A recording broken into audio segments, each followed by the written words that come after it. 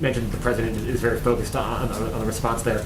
Then why did the president have thousands of people, many not wearing masks at a rally last night in a state that has limited outdoor gatherings to 50 people? Why is he going to Nevada this weekend to hold similar outdoor rallies, gathering these large numbers of people in violation of his administration's own guidance and of the best advice and guidance of local officials who he has said should have the final say in these matters? People have a First Amendment right, if they so choose, to show up and express their political opinion in the form of a peaceful protest, which is what the president held. And there's a real double standard here. CNN had on a guest, apparently a doctor, Rob Davidson, who said, now true, there are social distancing issues with regard to the protests we've seen around the country.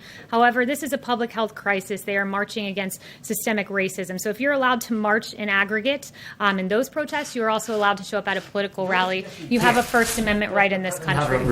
With Zeke here, that we believe that if people want to show up and express their political views, that's their choice to do so. We hand out masks. We encourage individuals to wear those masks. A lot of people did. I was in North Carolina last night and saw it.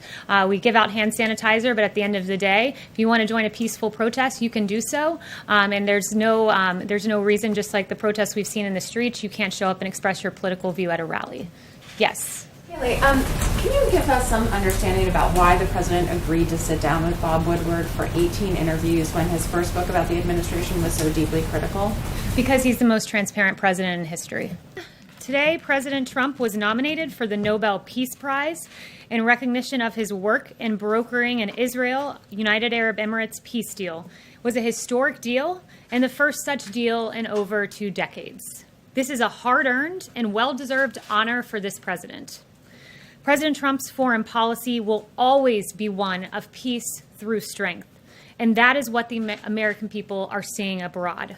Career politicians merely talk about the kind of results this president has achieved on the world stage. End endless wars, we hear that often. Not too often do we see it actually done. Today, the president and the Pentagon, the Department of Defense, are announcing a drawdown of troops in Iraq, just announced, from 5,200 to 3,000.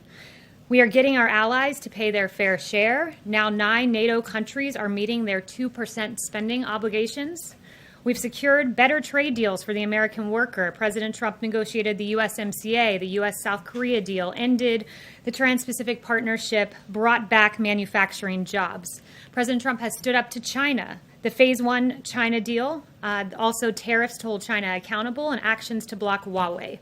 President Trump's also defeated terrorists. The ISIS caliphate is destroyed. Al-Baghdadi is no longer on the battlefield, along with Iranian General Soleimani.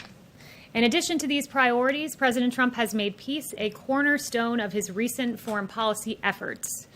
The peace deal between Israel and the United Arab Emirates led to the first flight from Israel over Saudi Arabia's airspace to the United Arab Emirates. The signing ceremony for this historic deal will be September 15th at the White House. President Trump has also brokered economic normalization between Serbia and Kosovo, a major breakthrough in this decades-old conflict. It's a fact. President Trump has broken the 39-year-old streak of American presidents either starting a war or bringing the United States into an international armed conflict, as a Great Washington Examiner piece headline read. These wins are possible because of the president's leadership and outsider perspective. President Trump addresses old challenges with new solutions and delivers results for the American people. And